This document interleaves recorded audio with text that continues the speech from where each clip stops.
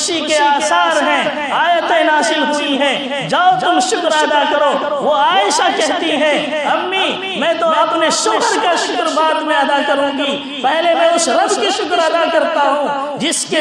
ذات پر مجھے یقین تھا، جس طرح اللہ نے مریم کے